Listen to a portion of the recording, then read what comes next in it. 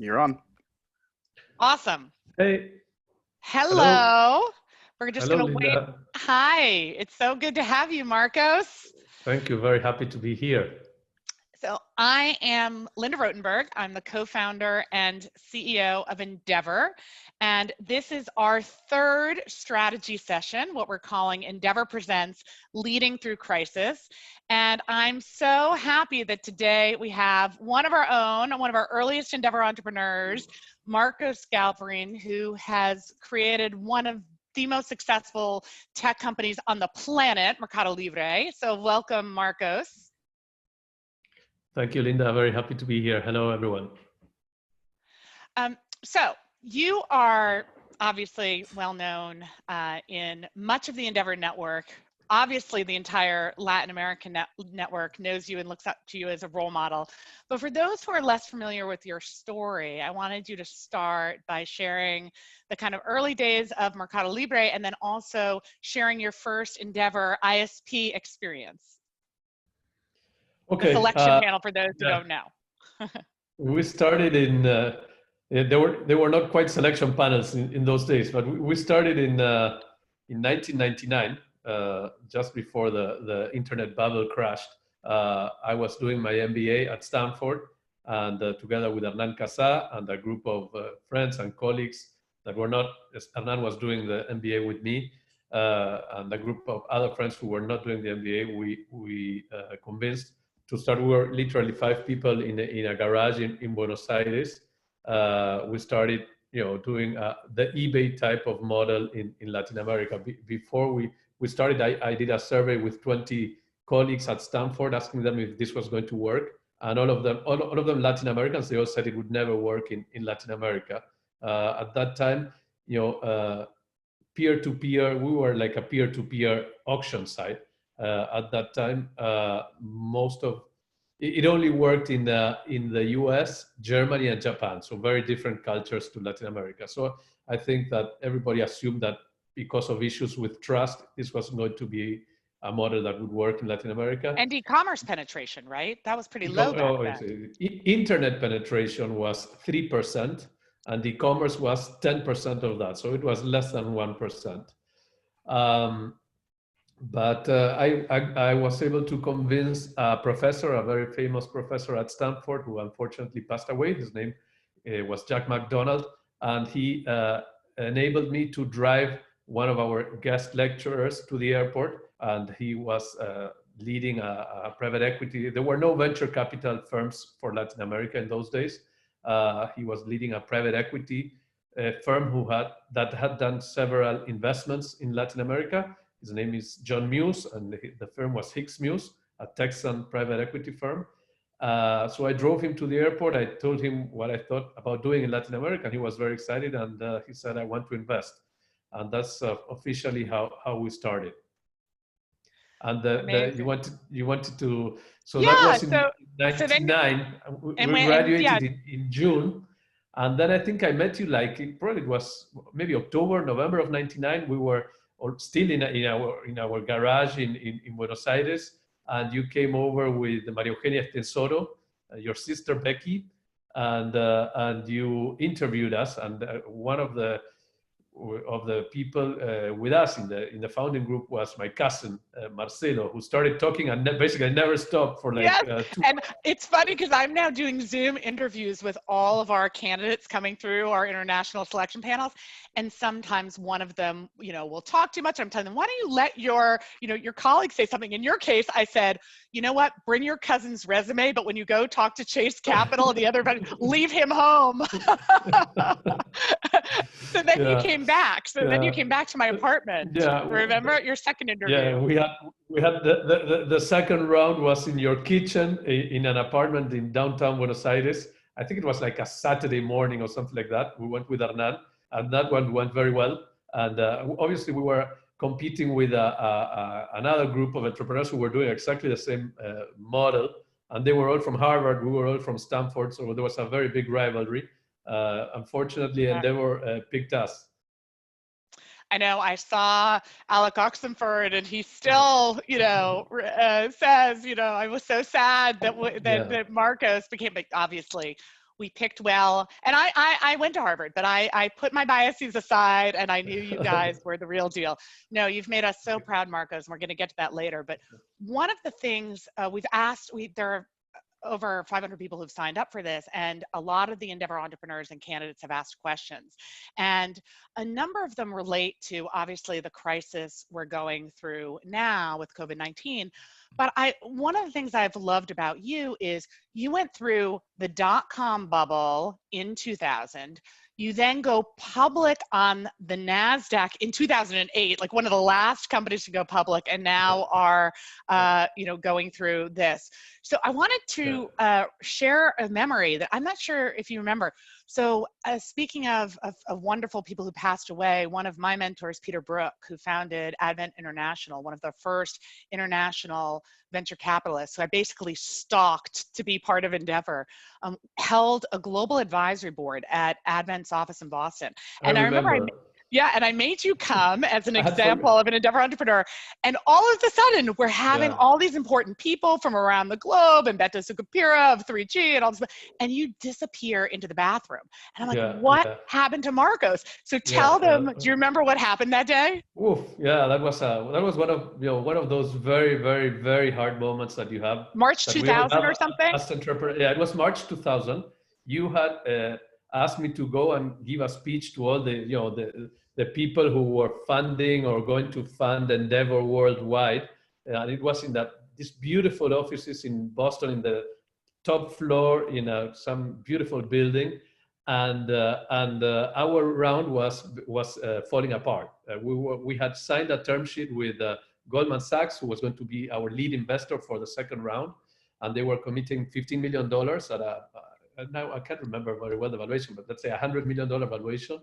And then the bubble burst, the stock, the NASDAQ tanked, and it was going down like 3-4% every day. And 2 weeks later, Goldman said, we had to, we're out of the deal. They didn't want to renegotiate; they wanted to walk away. And at that time, that day, I got the call when I was boarding the plane from New York to Boston. I got there and they were out of the deal. So we had no round and we had no money. And I had to stand up and give this speech about how amazing MercadoLibre was going to become. And I had no idea if we were going to be an existing entity 3 weeks later. So I had to go to the bathroom because I had so much work, I couldn't resist it. I sat in the bathroom and I started like crying. It was very, very stressful, very stressful moments. But I put myself together. I had the support of Susan Siegel, who helped us close that round. She called Goldman and she said, hey, you cannot walk away. Let's talk about terms, this and that. This is going to be a success story. You need to commit to this company. You already signed the term sheet. She convinced them to stay, and the speech went well, I hope. Then at Chase Capital. Yeah, you did. So Susan Siegel was one of our earliest mentors at Chase Capital.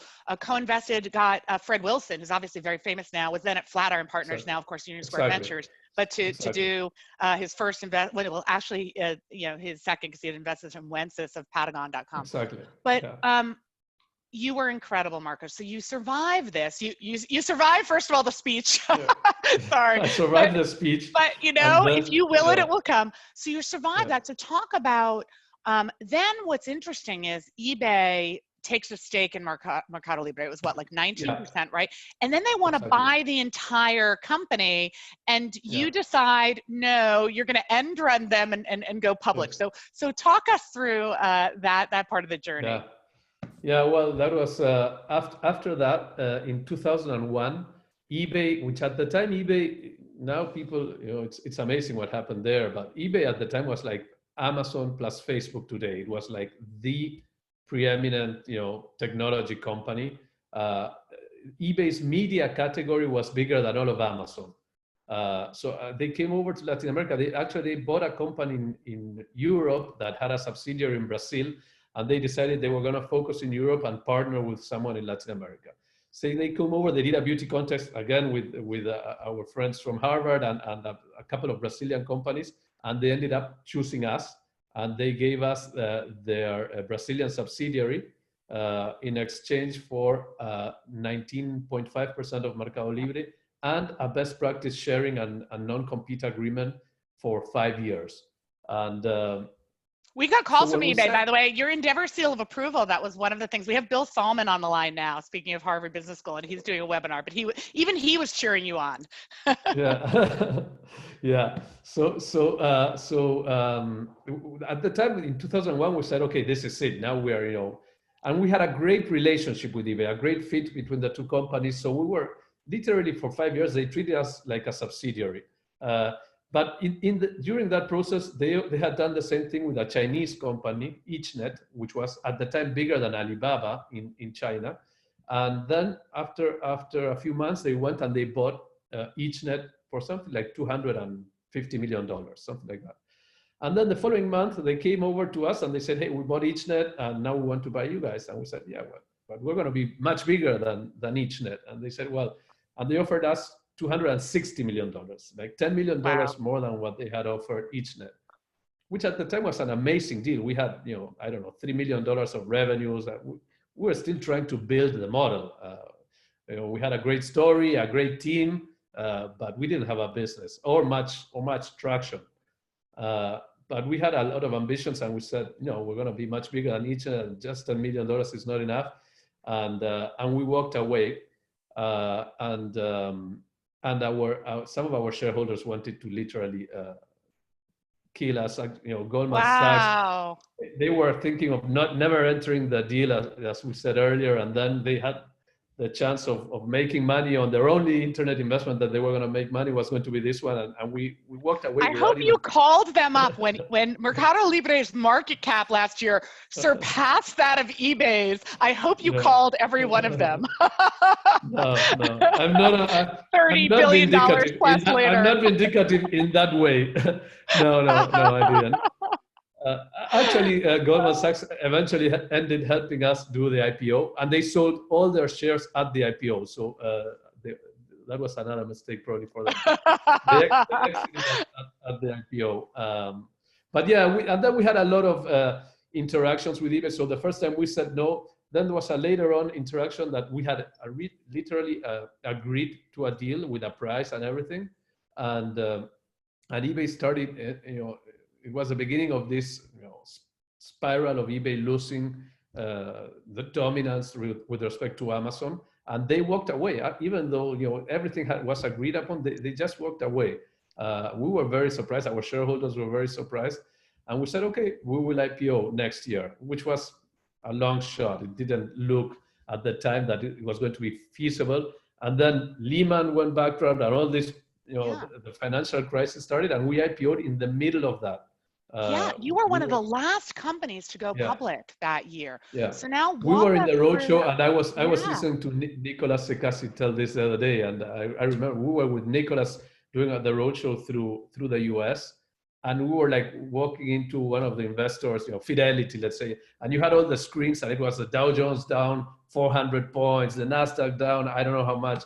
And it was crazy, but yeah, we were able to pull it off. So you mentioned, for those who don't know, so Nika Sekassi was the CFO of MercadoLibre, has gone on to start Kazakh Ventures with Hernan Kaza, your co-founder, Endeavour Entrepreneurs, and which is the most important venture firm in all of Latin America. And just shows that, to me, the best investors are those with operating experience, especially operating through crisis.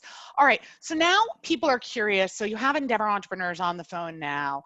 And now, so walk through now you're a public company. Now you are, it's different. How do you maintain that scrappy, agile, it's almost easier, I think, to be kind of agile and scrappy and deal with a crisis. Now you have so many employees, so many stakeholders counting on you. Talk about this crisis and how you've been managing the response. Yeah, and we need to do it virtually because we cannot meet with the team. So it's, on the one hand it's hard, but on the other hand it's been relatively easy for us. Obviously, the team that I work with has been with me for many years. We still have many people from the first day. So my CFO Pedro, Osvaldo, who heads Mercado Pago, Stelio, my COO. They've been with me for 20 years. So we know each other very well. We trust each other very well. So whether we are physically together or through Zoom doesn't make much of a difference. I think the culture of the company is also very well defined, and it's a culture of executing and privileging actions over words, and so we're still moving very fast, and when we've changed course at 180 degrees twice in the last 60 days, because when the lockdown started in March 20th in Latin America, particularly in Brazil and in Argentina, we saw a large, I can say this because we had our earnings call 2 days ago, and Pedro described all this, but we saw a large drop in our transactions in Argentina and in Brazil. So we were very concerned. We thought this is gonna, On the other hand, we were seeing Chile, Colombia, Mexico really growing very, very fast, and literally no impact, no negative impact. On the contrary, we saw positive impact there, but there were no lockdowns, official lockdowns there. So we given the importance of Brazil, we said let's change our plan for the year and plan for the worst. This is going to be terrible, etc., etc. And we changed everything. And sure enough, 2 weeks later, we Chile, Colombia, and Mexico continued to grow very, very fast, actually accelerate growth. And we started to see the same in Argentina and Brazil. And obviously now we are back to the prior plan, actually even accelerating, because we are seeing really, really fast growth across the board, both in payments and in e-commerce. So you mentioned Mercado Pagos, which is eat the payments platform, PayPal of Latin America, Mercado Pagos. And even though PayPal might disagree that they're the PayPal of Latin America, but we know you are. And they've invested in you. No, and they've invested in you. I know that. So, but we've found that so many Endeavor entrepreneurs are now adding a payments platform, right? Because rightly they feel that a lot of their customers don't have access to credit, don't have access to banking. Entrepreneurs are problem solvers, and are like, look, if we're going to be an e-commerce platform, or if we're going to even be, the ride-sharing platform, we need to bank the unbanked and give access and become a payments platform ourselves. But talk about, it's not easy though, right? So can you talk about the challenges? I know now it seems obvious, but it was a struggle, right? It took a while. How should people feel about that, and whether it's losing focus versus doing something that really is adjacent and important to their core product or service? Yeah, I think particularly I can speak about Latin America, but I think this is valid for almost everywhere in the world, is that, it's a little bit also like education. It makes so much sense to disrupt education because it's not provided well, etc., etc. But it's very regulated. It's a very regulated industry, and it's very hard. Now this is helping us because the governments are saying, okay, homeschooling is fine and home testing is fine, etc., etc. Well, with finance, you have the same thing. You have the central banks that mostly want to protect the banks, and therefore, if you disrupt the banks, you threaten the financial system. So it's very difficult to find regulators that are willing to disrupt the financial system. So it's the theory is there, and it has to be disrupted, but it's very difficult. For us, obviously, being part of MercadoLibre helped a lot, because you have a very big platform from where to distribute the financial products. And that has enabled, and particularly it's a very good platform aimed to the unbanked. So it has helped us reach very small companies, small merchants that do not have access to loans. It has enabled us to reach them very efficiently. So every financial innovation that we're launching out of MercadoLibre is a big advantage, because if we were just a fintech vertical trying to do this, it's harder. It requires a lot of time, a lot of capital, great technology, and helpful regulators. At least regulators, if they don't want to boost the fintechs, at least the regulators that are not interested in killing or making their life difficult to fintechs. So my next question, and then I'm going to start taking, we have a number of questions coming in from Endeavour entrepreneurs and members from around the world that I want to get to, but I've been, as I said, Zooming with a lot of candidates, and there's a question of expansion. And it's very interesting. You know, I had this line, forget B2B and B2C, it's E to E, it's emerging markets to emerging markets. And we're actually now seeing entrepreneurs in Nigeria say, hey, I'm going next to Mexico or Brazil rather than elsewhere in Africa, because these opportunities are similar. So two-part question. One is, have you thought about going beyond Latin America? Obviously you have Alibaba, obviously there's Amazon, but have you thought about other places where MercadoLibre's, you know, unique mix of things makes sense? And also, I remember, if I'm remembering correctly, one of the few, not missteps, but maybe setbacks was when, didn't you try to expand into the US with the Hispanic market in Miami and then decide to pull back? Because we have a lot of companies saying, oh, I'm going to take the US market next. So I'd love you to, you never talk about things that go wrong. This is, tell us about that. I have a selective memory. That's what makes you a great entrepreneur. I only remember the things that went well. and that it was my idea always. So talk about those two things. Do you think about going elsewhere? And tell us the story of trying to expand to the US. Yeah. So we have thought about it many times, and actually we had a successful operation in Spain that we sold when we partnered with eBay for Latin America. Given that we had this best practice and non-compete agreement for Latin America, we decided that it didn't make sense for us to compete with them in Europe. So we shut it down. We really thought that we were not going to be successful in Europe once eBay got their act together. You know, that didn't really happen. So I really regret us having sold that Spanish subsidiary. Then, in addition to trying the US, which we did very, very briefly before the bubble burst in 2000, we ended up having an office in Miami, but not so much for the US Hispanic market. That we very rapidly understood that any US Hispanic who wanted to trade online was comfortable doing it in English, and they had eBay for that. So they didn't need a Spanish website at the time. There were only websites to do it. So it didn't work. Fortunately, we realized it very fast, and we didn't, unlike other players, we didn't spend too much money to realize that. But we did try in Portugal a few times, and it didn't work out. Basically, to do this well, you need to solve payments and you need to solve logistics. And to do that requires, as we were saying before, a lot of time, a lot of effort, a lot of technology, and just having a site, in our opinion, that only like a free classified site, like a Craigslist type version, doesn't get you doesn't get you there. It may be good at the beginning, but to do commerce well, you need to solve payments, you need to solve logistics, you need to solve fraud, many issues that happen if you don't solve payments and logistics. And that's why it didn't work out in Portugal. And we have so much opportunity right now in Latin America. It's a region of 600 million people. I think we had like 45 million active users in last Q. It's a big number, but relative to 600 million, it's still a very small number.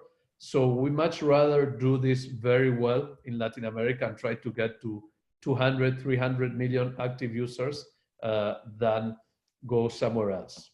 Markos, what's incredible about you, and has been since the get-go, is you marry this really large ambition with a huge focus and execution orientation. And I think that combination allows you to think big and not lose focus. And that's why you're standing today at, $30 billion plus market cap. I know it depends during the day, but yeah. It's such a testament to you and your team. We have a lot of questions coming in around teams and around culture. And so another two-part question. One is, obviously a lot of CEOs now are worried about how do you deliver bad news? Like if you hear Brian Chesky, right, having to lay off a third of Airbnb's workforce, right? And publicly sending that letter. And how do you, I guess part one is, if you do have to deliver bad news, how do you do it in a way that doesn't demotivate the people left behind? So why don't you start with that? Yeah. Well, ideally, you need to do it only once, so that you avoid the death by 1,000 cuts. So you cut once, and then just not to try to be unfair. Maybe you leave people, and then later on you understand that you have to continue cutting. That creates a lot of uncertainty. So I'd rather try to cut once, and be upfront, be honest, explain things the way they are, the way you see them, and everybody takes risks. So you have to say, this is what has happened. Obviously, it's definitely the nastiest part of being the ugliest part of being an entrepreneur is having to fire people. But we have had to go through restructurings in 2000, shut down offices, fire colleagues from Stanford. We would say, okay, we'll go to Colombia. We'll have a Colombian MBA from Stanford leading that, and then we realized we didn't have a business to support this type of people in a operation like Colombia or even Mexico at the time. So we had to fire colleagues, and it was very hard. But if you are honest, you explain the way things are. This is a very obvious. It's not that difficult to do it in this environment because it's like a wartime. It's a global pandemic. It has never happened before. It's much harder when things are going okay and you have screwed up because of your decisions. This is not what's going on. I think people will understand. Governments are supporting, so governments have plans, etc. So I think if you need to do it, I think the sooner the better. Part two is about culture. We have many companies that are doing really well, but they're scarce engineering talent, right? And I remember early on, you used to take your best customers and hire them. But then one of the things that's been incredible, Markos, is you and Globant and some of the early tech companies out of Brazil and elsewhere in Latin America are, you guys in Argentina, obviously, but have built this entire ecosystem, right?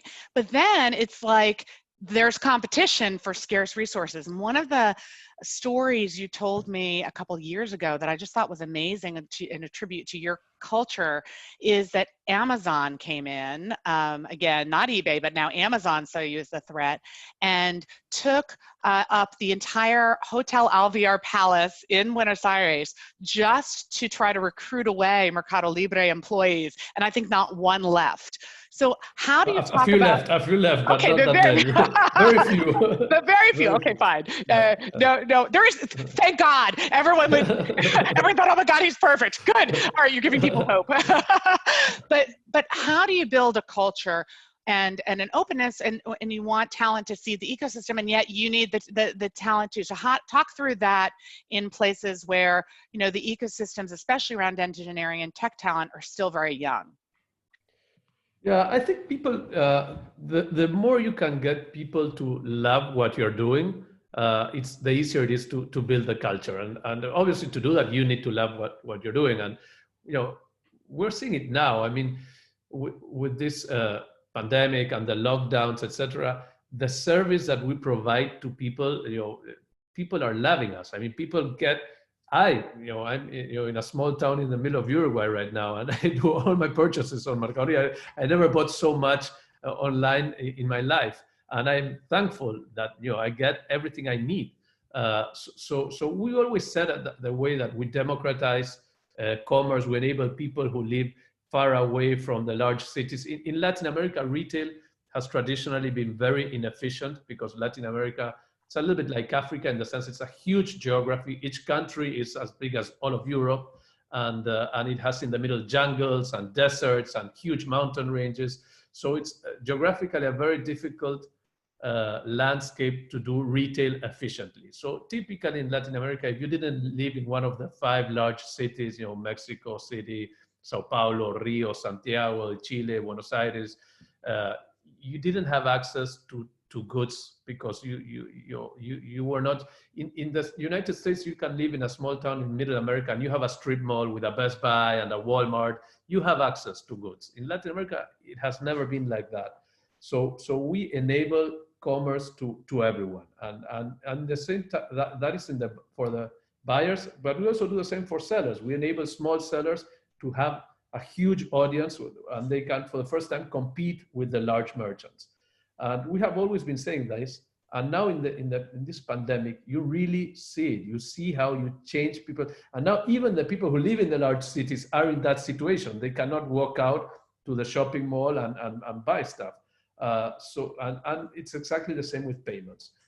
So if you get people to love what you're doing and really feel like, hey, we are changing people's lives, we are improving their lives, and it's much easier for everyone to have a purpose of why do I come to work every day and I stay up at night and I don't get to see my friends on the weekend because we need to work on this special lunch, etc., etc. So I think part of the culture has to be that people need to be convinced that what the company is doing is really useful for society. It makes society better one way or the other. I love that. And the authenticity of that mission and that purpose is so clear, exactly. right? Yeah. So now we have some tactical questions because we have entrepreneurs wanting to sort of pick your brain on very practical. So two. How do I raise money? Yeah. Well, that's all nice, but how do I raise money? We actually haven't gotten that yet. Maybe we will. We'll talk about that in a minute. But Alex of Blue Ground in Greece is asking about renegotiating contracts and supplier agreements, right? So yeah.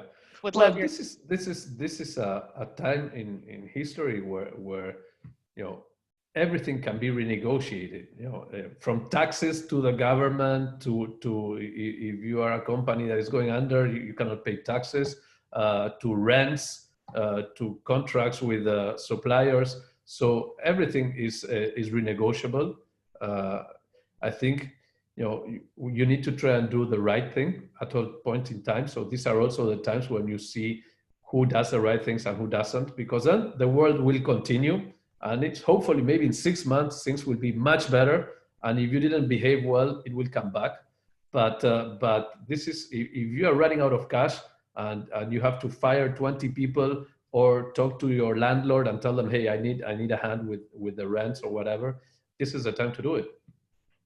Great. All right. You brought up the financing question, and I've been telling everyone it's like a tale of two cities. Well, three cities because I'm here in Brooklyn and it's a challenged lockdown. But the tale of two cities online I have is you talk to entrepreneurs like you, everyone's optimistic, focused on the future, solving problems, right? You talk to the VCs and private equity folks, and they are on mental lockdown. They're like, what? Yeah. We're not investing anything. Cut every cost, cut every employee. You're like, what are you talking about?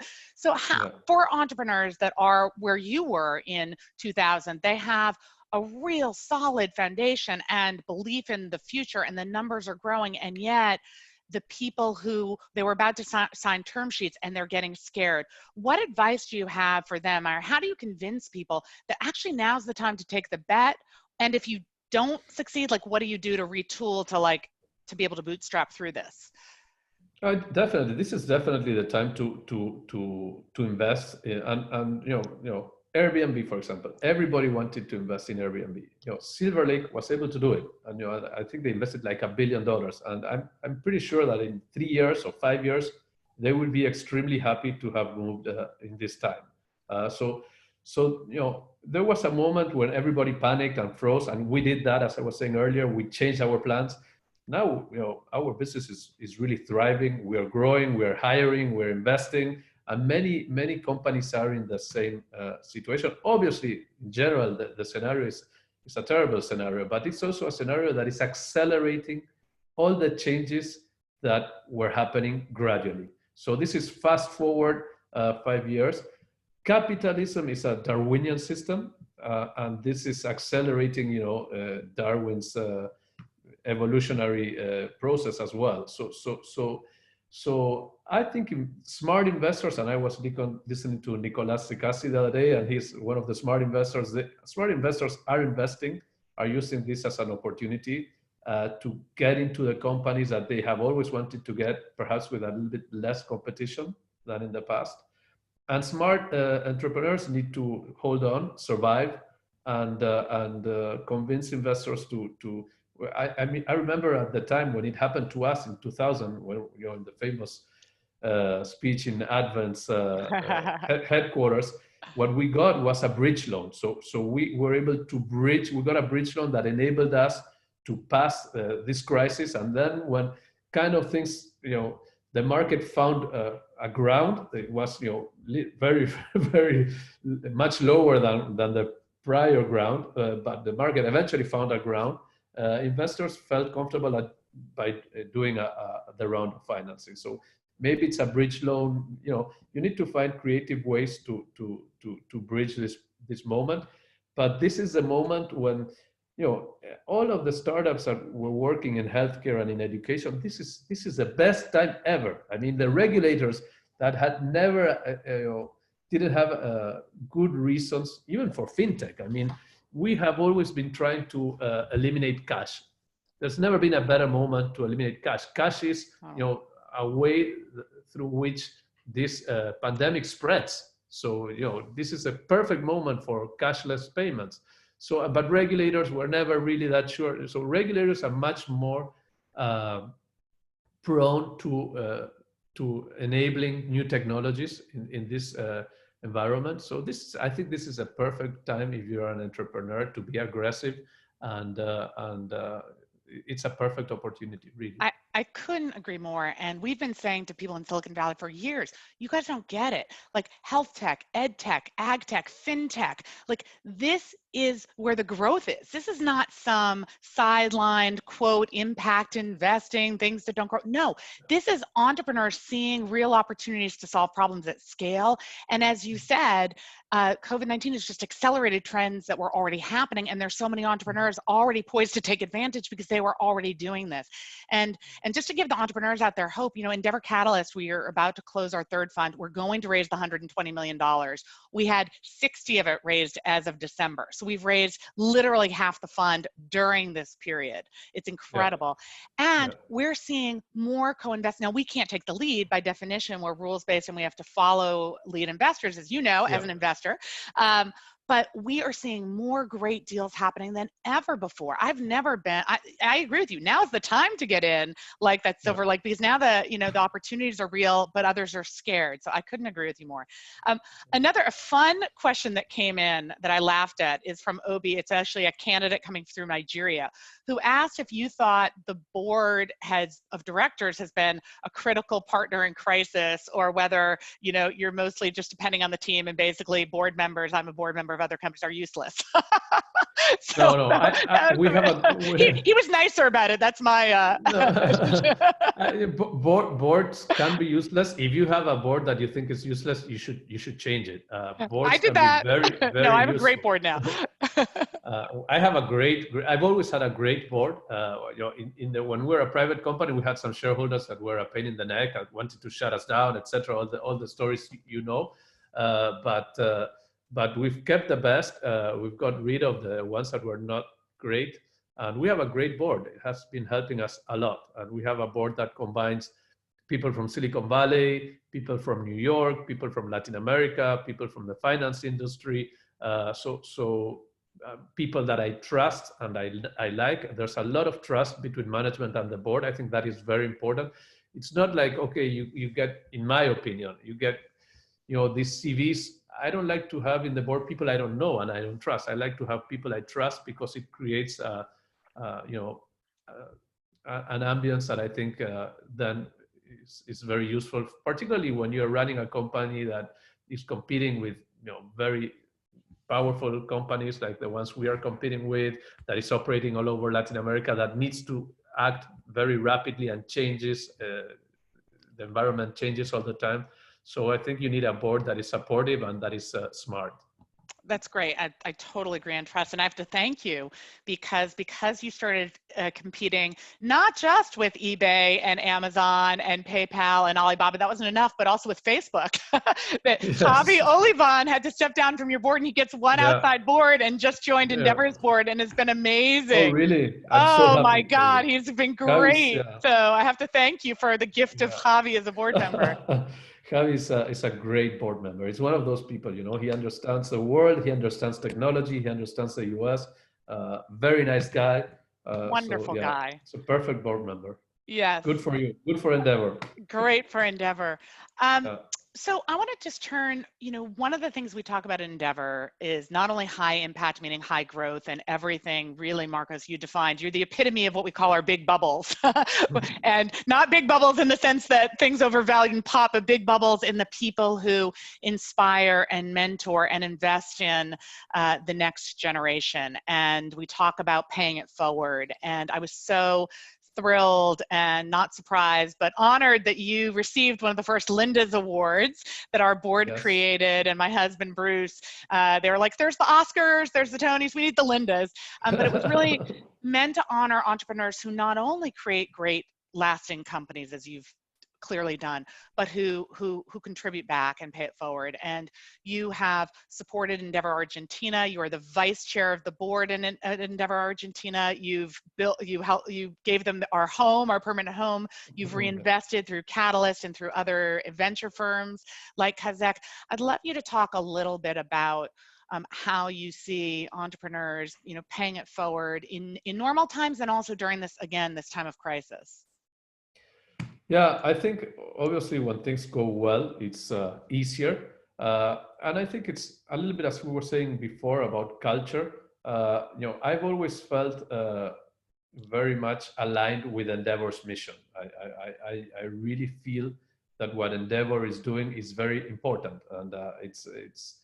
I think living in the emerging world and seeing lots of populist governments that with populist measures that are aspiring to a patient that has cancer, you really understand that to solve poverty, the best way to do it is support people that are creating jobs, because those jobs are self-sustainable jobs, and those people are permanently out of poverty. It's not like that you give them some money that lasts for 3 months and then that's it. You can get people jobs that are real jobs in companies that are generating value and adding value to society. Those are permanent jobs, and then those people create more companies, etc. And it's a virtuous circle. So I'm completely aligned with Endeavor's vision of one of the things, or one of the very important things that can be done to eliminate the circle of poverty and try to create a virtuous circle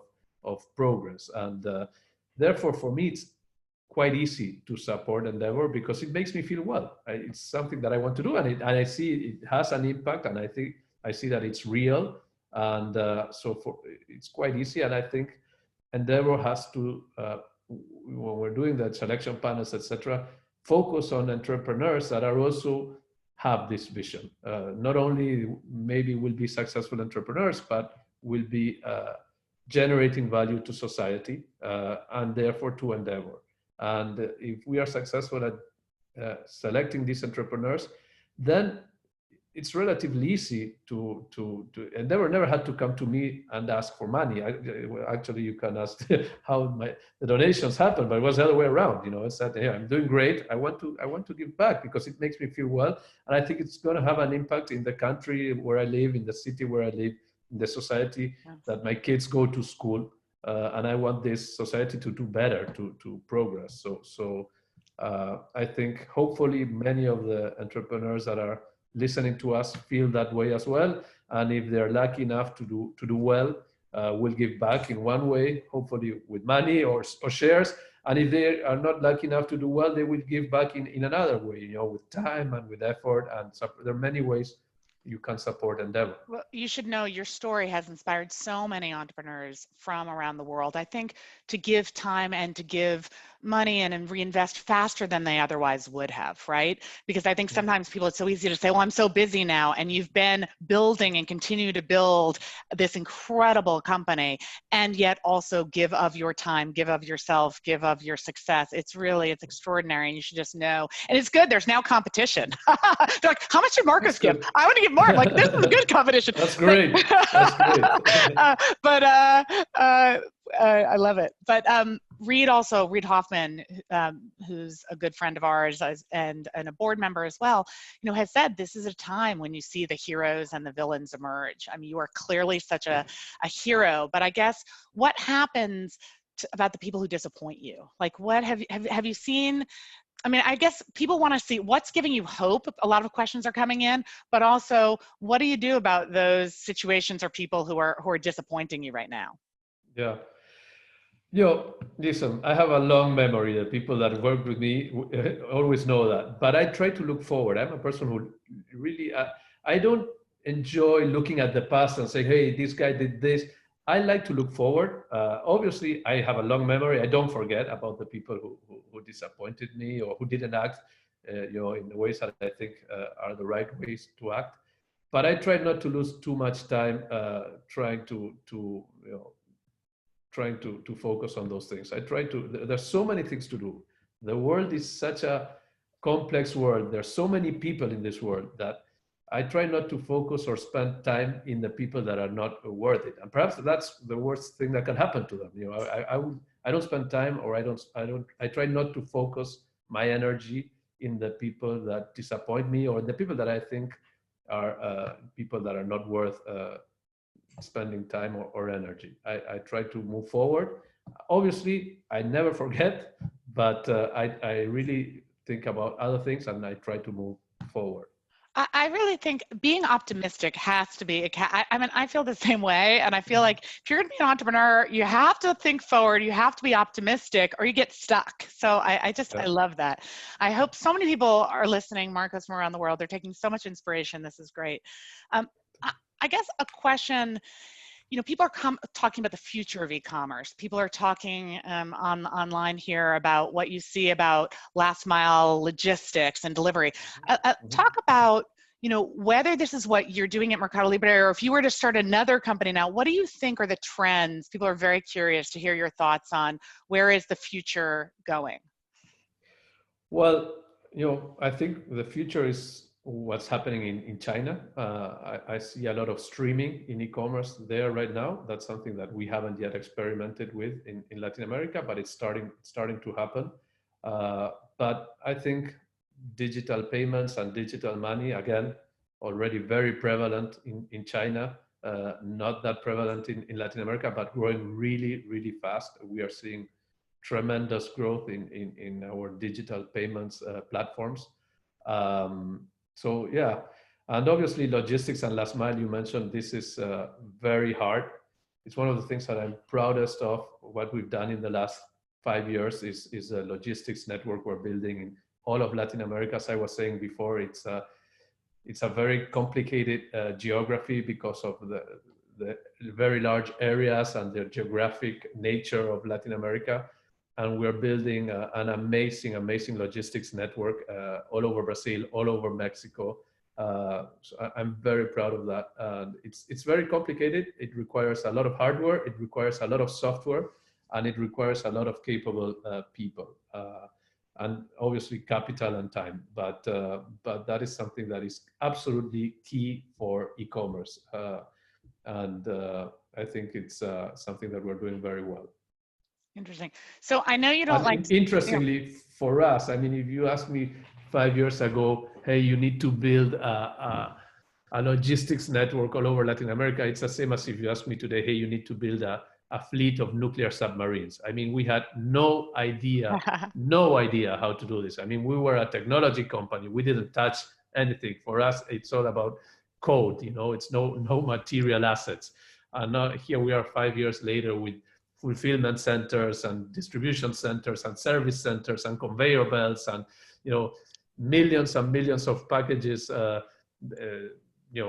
being stored and delivered every day. And we had to learn. And it's one of those things that gives you a lot of confidence when, as a team, you are able to learn something completely new and do it at scale and competing with the best in the world and doing it at par with them.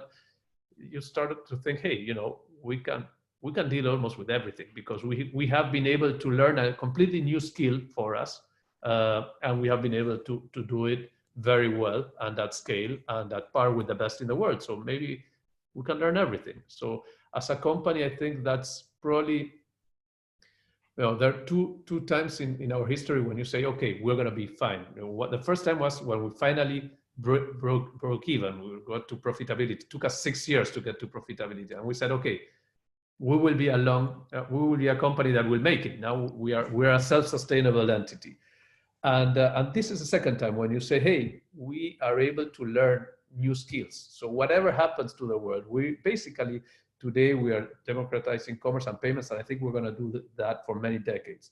But at the end of the day, we're a group of people that are very smart, that have a lot of capital. We have a platform, a brand, and we're able to learn new skills. So we can adapt to anything, and that gives you a lot of confidence.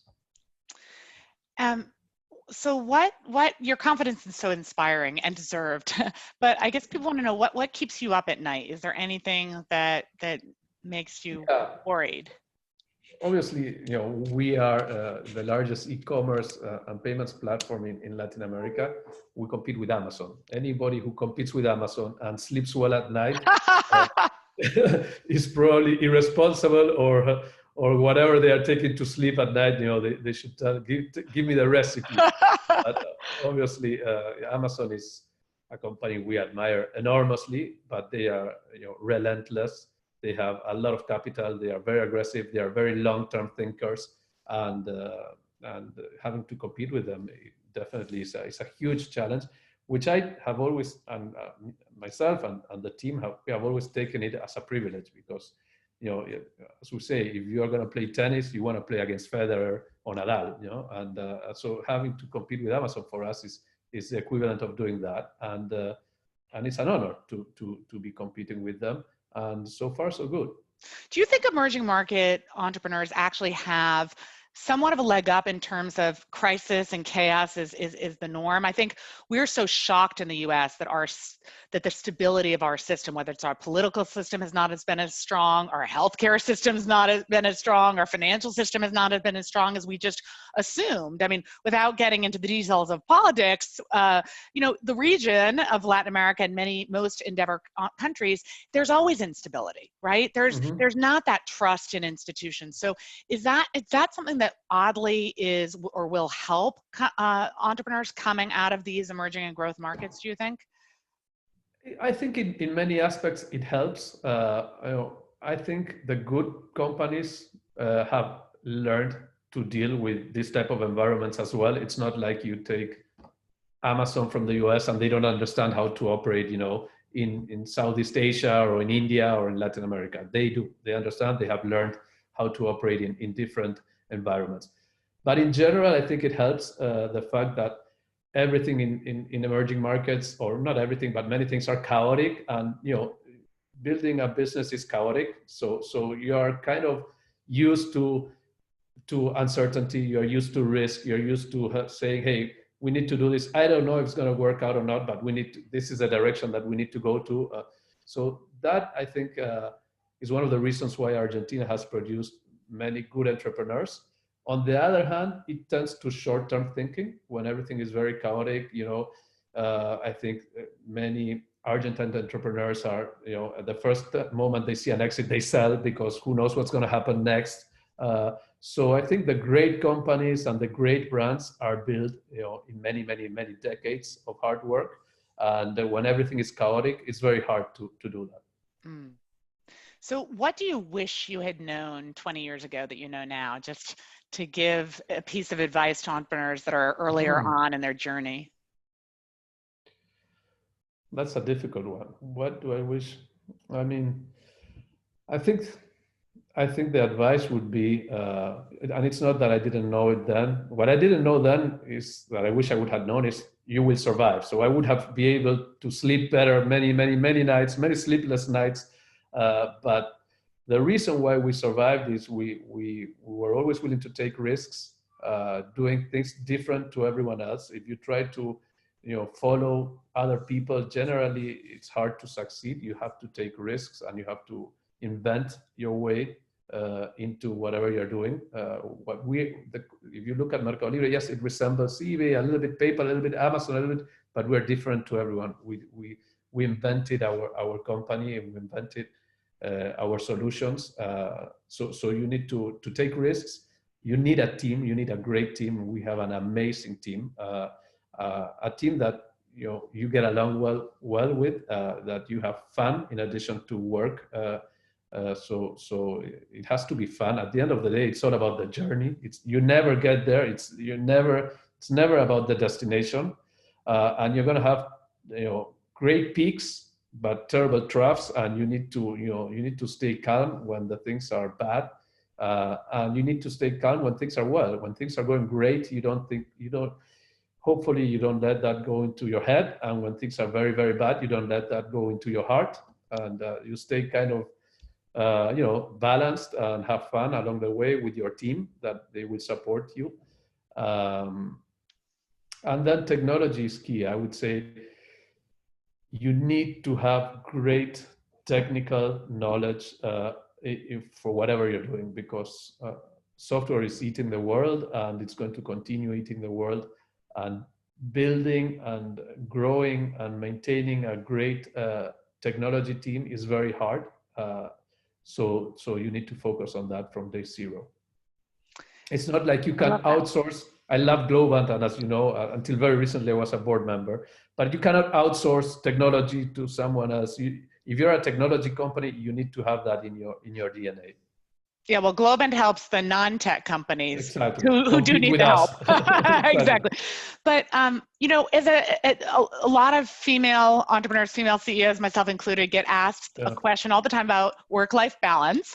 So I would like to put that onto you. This is, now that we're all under quarantine and we're all having to homeschool and help around the house, how have you maintained that work-life balance?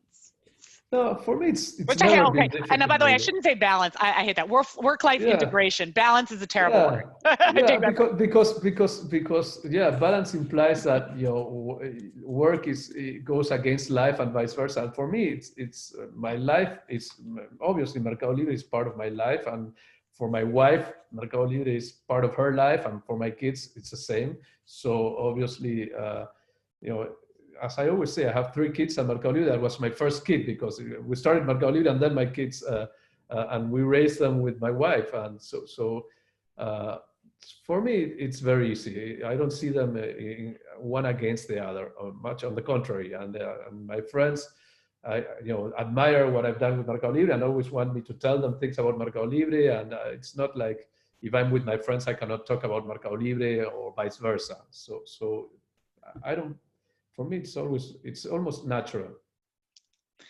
Well, I'll give you the parting words. I mean, what haven't we asked? What advice would you love to give all the entrepreneurs and mentors on the online right now? I think we've covered almost everything. Perhaps one thing that I was at some point in time in the conversation, I was about to mention it, and it didn't really come out. But as a public company, it really hasn't been that difficult for us also to be a public company. I think for those of you who are thinking of going public or who are public, I think there are different attitudes that you can take with Wall Street. For example, we've never given guidance ever. We've never talked about the future. We don't waste time trying to predict what is going to happen, because we have no clue what is going to happen. As I said earlier, in the last 60 days, we changed our plans twice, and 180 degree one way and then 180 degree the other way. But Wall Street, I think Wall Street has a tremendous patience, and Wall Street is very long-term thinking if you are honest and upfront with how you're going to be. So if you tell Wall Street, hey, we're going to focus in the long term, we're going to focus in investing, we're not going to maximize profits in the short term, et cetera, et cetera. I think there's this myth that Wall Street encourages short-term thinking, et cetera, et cetera. I disagree with that 100%. I think the smart investors in Wall Street all of them are long-term thinkers. And I think we're live proof of that. I mean, we're a Latin American company, and Wall Street has trusted us 100%. We've never given guidance. We went from having very high margins to now we're losing money. But we always explain to Wall Street what we're doing.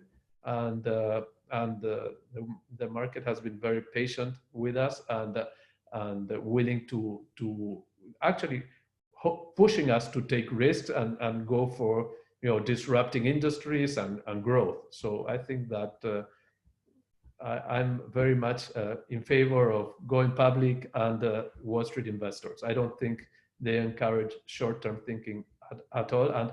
again, Amazon is a very good example of that. Well, I want to end by thanking you, not just for this wonderful conversation, but Markos, I was Chica Loca, as you know, because no one believed that this idea of Endeavour, of supporting high growth, high impact entrepreneurs in these emerging markets, no one thought it would work. Everyone thought we were out of our minds. And it really was your story and stories like Wences and Patagon at the beginning that gave people hope that, hey, maybe there is talent, maybe there are entrepreneurs to support. But more than that, your journey over the past 20 years, 22 with us, has just been extraordinary. And again, from the quality of the company, the way you've built MercadoLibre, the decisions you've made that have earned you the trust as well as the success, you're paying it forward. You're spending so much time with love and passion as vice chair of Endeavour Argentina, giving back in so many ways, telling your story, investing in others, mentoring others, being philanthropic. You embody everything that we at Endeavour aspire to. I was just on a phone with the board of Kenya today.